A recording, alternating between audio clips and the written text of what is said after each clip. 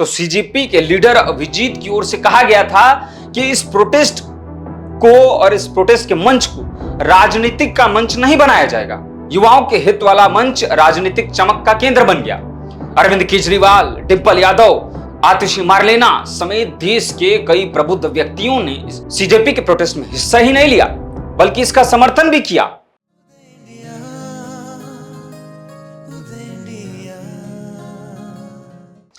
भारतीय युवा आधारित व्यंग्यात्मक राजनीतिक आंदोलन कहें या फिर कुछ और। जी हां, मैं बात कर रहा हूं सो कॉल्ड कॉकरोच जनता पार्टी की, जिसका गठन हुआ था उन युवाओं के पक्ष में जिन्हें सीजेआई के एक शब्द का बुरा लगा। जी हां, कॉकरोच का। इसी के बाद 16 मई 2026 को कॉकरोच जनता पार्टी का गठन हुआ। बड़े पैमाने पर इस पार्टी का प्रचार प्रसार हुआ। युवाओं द्वारा इस मुहिम को फॉलो भी किया जाने लगा। युवाओं के हित में शुरू हुए व्यंग्यात्मक राजनीतिक आंदोलन ने अलग मोड़ ले लिया। बात आ गई नीट पेपर लीक और तमाम पेपर लीक की। शिक्षा मंत्री धर्मेंद्र प्रधान के इस्तीफे की मांग उठने लगी। बड़ा सोशल मीडिया मुहिम चलाया गया, बयानबाजियां हुई। समय बीतता गया और दिन आया 20 जून का, जब इस सोशल मीडिया मुहिम को धरातल पर लाया गया। किसके द्वारा? इसके लीडर अभिजीत दिपके के द्वारा। जी हां, अभिजीत दिपके। प्रोटेस्ट शुरू हुआ दिल्ली के जंतर मंतर पर मांग क्या थी? शिक्षा मंत्री धर्मेंद्र प्रधान के इस्तीफे की। अभिजीत दिपके के द्वारा युवाओं से प्रोटेस्ट में हिस्सा लेने की मांग की गई। देश के अलग अलग राज्यों में अलग अलग जगहों पर प्रोटेस्ट हुए। कहा गया कि यह पीसफुल प्रोटेस्ट है, इसमें शामिल हूं। पर क्या पता था इसके पीछे और आगे क्या क्या होने वाला है। भीड़ तो आई, पर बस हवा का रुख देखने। प्रोटेस्ट भी चालू हुआ, लोग जुड़ने लगे। ऐसे में एक नाम सामने आया। जी हां, वो किसका था?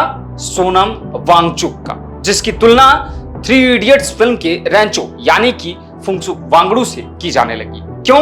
क्योंकि इन महानुभाव ने हंगर स्ट्राइक की घोषणा कर दी, वो भी अनिश्चित काल तक के लिए। ठीक है, पर कौन है सोनम वांगचुक? इसकी बात आती है तो जिसे देश के लगभग 70 से 80% लोग जानते ही नहीं है कि आखिर कौन है सोनम वांगचुक, क्या करते हैं, क्या नाम है। खैर, बात अलग है। उदय इंडिया के पिछले एपिसोड्स में इसके बारे में बताया भी गया है। बता दें कि यह प्रोटेस्ट और भूख हड़ताल उसी पहचान को बनाने और राजनीतिक रोटी को चमकाने की एक मुहिम बनी, जिसे लेकर सोनम वांगचुक सीजेपी के इस मंच पर आए। हर तरफ सोनम सोनम होने लगा। जी हां, सोशल मीडिया पर आई सपोर्ट सोनम वांगचुक की स्टोरी लगानी शुरू हो गई। जी हां, आई सपोर्ट सोनम वांगचुक के।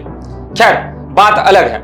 मैं बता दूं कि कॉकरोच जनता पार्टी के प्रोटेस्ट की जब शुरुआत हुई थी तो सीजेपी के लीडर अभिजीत की ओर से कहा गया था कि इस प्रोटेस्ट को और इस प्रोटेस्ट के मंच को राजनीतिक का मंच नहीं बनाया जाएगा। युवाओं के हित की बात होगी, पर बात को कुछ और ही निकली। जी हां, प्रोटेस्ट के नाम पर मौज मस्ती होना शुरू हो गई। गाने बजाए गए, डांस हुए, तमाम तरीके की चीजें हुई। यही नहीं, समय के साथ इस प्रोटेस्ट में उन असामाजिक तत्वों और लोगों की एंट्री हुई जिन्होंने कभी देश के विरोध में बात कही थी या देश विरोधी एजेंडे का समर्थन किया था। नेताओं का आना शुरू हो गया। जी हां, युवाओं के हित वाला मंच राजनीतिक चमक का केंद्र बन गया। अरविंद केजरीवाल, डिंपल यादव, आतिशी मार्लेना समेत देश के कई प्रबुद्ध व्यक्तियों ने सीजेपी के प्रोटेस्ट में हिस्सा ही नहीं लिया बल्कि इसका समर्थन भी किया। जंतर मंतर पर पहुंचकर सोनम वांगचुक और सीजेपी को समर्थन देने लगे लोग। केंद्र सरकार और बीजेपी पर हमले करने लगे। यही नहीं, इस पीसफुल प्रोटेस्ट में कश्मीर को भारत का हिस्सा न मानने वाली अरुंधति रॉय, अजमल कसाब के लिए दया याचिका दायर करने वाले कॉलिन गोंजाल्वेस, याकूब मेमन की फांसी रोकने के लिए आधी रात सुप्रीम कोर्ट जाने वाले प्रशांत भूषण, पाकिस्तानी कवि फैज अहमद की कविता बोलकर हिंदू धर्म पर तंज कसने वाली नंदिता नारायण और 12वीं ड्रॉप आउट कहें या फिर कॉमेडियन कहें, जो भी। जी हां, कुणाल कामरा, जिन्होंने माता सीता और राम जी का नाम लेकर केंद्र सरकार पर प्रहार करने की कोशिश की, वे लोग शामिल हुए इस प्रोटेस्ट में। जिनका स्वागत ही नहीं किया गया, उनका स्वागत दिल खोल कर किया गया और कहा गया कि यह पीसफुल प्रोटेस्ट है और युवाओं के हित में है। मुझे तो ऐसा नहीं लगा। खैर, मुख्य बात की जाए तो 28 जून को सोनम वांगचुक ने धर्मेंद्र प्रधान के इस्तीफे को लेकर सीजेपी के मंच पर जंतर मंतर पर भूख हड़ताल शुरू की। जिसके 20 दिन बाद यानी कि 21वें दिन हाई कोर्ट के आदेश के बाद दिल्ली पुलिस की ओर से कठोर कदम उठाए गए।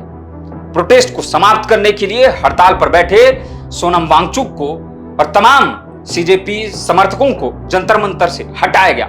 सोनम वांगचुक को अस्पताल में भर्ती कराया गया। बात यही नहीं खत्म हुई, सीजेपी के लीडर अभिजीत दिपके द्वारा इसके बाद फिर से नाटक शुरू हो गया। कहा गया कि दिल्ली पुलिस ने उन्हें मारा पीटा, प्रताड़ित किया। जब सोनम वांगचुक को गिरफ्तार किया गया तब की यह बात है। इसके बाद अभिजीत दिपके और उनकी पूरी टीम ने फिर से जंतर मंतर पर बवाल मचाना शुरू कर दिया। दिल्ली पुलिस को आरएसएस के गुंडे कहकर संबोधित किया गया। किसके द्वारा? अभिजीत दिपके के द्वारा। और केंद्र सरकार के विरोध में नारेबाजी भी की गई। फिर क्या था, सोनम वांगचुक के बाद अभिजीत दिपके ने, जो कि सीजेपी के लीडर हैं, उन्होंने मोर्चा संभालने के लिए खुद के अनिश्चितकाल तक के भूख हड़ताल की घोषणा कर दी। ये जो बुज़दिल हरकत करी है पुलिस के वर्दी में, ये जो आरएसएस के गुंडों ने बुज़दिल हरकत करी है, सोनम सर को घसीट कर गाली गलौज करके वो लोग यहाँ से लेकर गए। अगर उनको लग रहा है सोनम सर को जाकर ये आंदोलन खत्म होगा, नहीं होगा। आंदोलन खत्म नहीं होगा, हम यही बैठे रहेंगे और 20 मार्च को यही से 20 जुलाई को यही से पार्लियामेंट का मार्च होगा। कहा गया कि सरकार के खिलाफ और धर्मेंद्र प्रधान के खिलाफ अब यह मुहिम और भी व्यापक होगी। इसका समर्थन किया जाए, युवाओं से अपील की, साथ ही समर्थन की मांग की। उन्होंने यह भी कहा कि 20 जुलाई को सीजेपी के द्वारा एक मार्च जो है वो संसद तक निकाला जाएगा। जी हाँ, ऐसा क्यों कहा गया? क्योंकि 20 जुलाई को ही संसद का जो है मॉनसून सत्र होने वाला है। ऐसे में इनकी तरफ से फिर से कहा गया कि 20 जुलाई को सीजेपी की तरफ से मार्च निकाला जाएगा संसद तक के लिए, जिसका उद्देश्य धर्मेंद्र प्रधान का इस्तीफा होगा। खैर, बात अलग है, धर्मेंद्र प्रधान का इस्तीफा होगा या खुद की राजनीतिक रोटी को चमकाने की कोशिश की जाएगी, यह अलग बात है। बता दें कि अब यह आंदोलन पूरी तरीके से राजनीतिक मोड़ लेता हुआ नजर आ रहा है। तमाम राजनीतिक दलों के द्वारा, उनके लीडरों के द्वारा सोनम वांगचुक की गिरफ्तारी और दिल्ली पुलिस की तरफ से जो कठोर कदम उठाया गया है उसके खिलाफ लगातार बयानबाजी की जाने लगी है। लोग सीजेपी का सपोर्ट करने लगे हैं, जो लीडर्स हैं। आगे क्या होगा, यह देखने वाली बात होगी। खैर, अभी सवाल यह है कि क्या यह आंदोलन समाप्त किया जाएगा या फिर परिणाम कुछ और होगा, यानी कि किसी और दिशा में जाएगा। आज की इस कड़ी में बस इतना ही। जय हिंद, जय भारत।